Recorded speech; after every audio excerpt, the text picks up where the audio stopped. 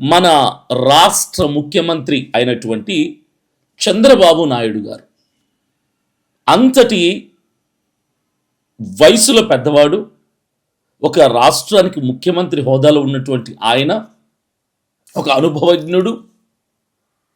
ఆయన క్రైస్తవుల మీద వ్యతిరేకముగా, అదేదో ద్వేషపూరితంగా, ఈర్ష్యతో, కోపముతో, క్రైస్తవులంటే గిట్టదు మాకు, క్రైస్తవులు అసలు ఈ దేశస్థులు కాదు, పరాయి దేశస్థులు అన్నటువంటి భావనతో ఆయన మాట్లాడినటువంటి మాటలు నిజంగా ఒక క్రైస్తవుడిగా నా హృదయాన్ని కలిచివేసింది అని చెప్పాలి.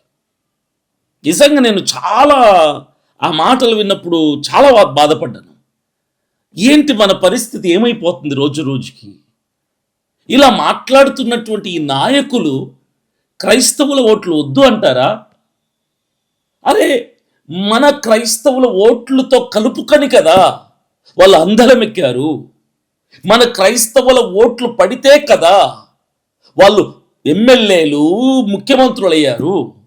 ఈరోజు అలాంటి ఒక హోదాలో ఉన్నటువంటి రాష్ట్ర ముఖ్యమంత్రి గారు రాష్ట్రంలో క్రైస్తవుల ఓట్లతో కూడా గెలిచినటువంటి ఒక టీడీపీ పార్టీ అధినేత ఇలా క్రైస్తవులని అజ్ఞానంగా చాలామంది మాట్లాడుతుంటారు.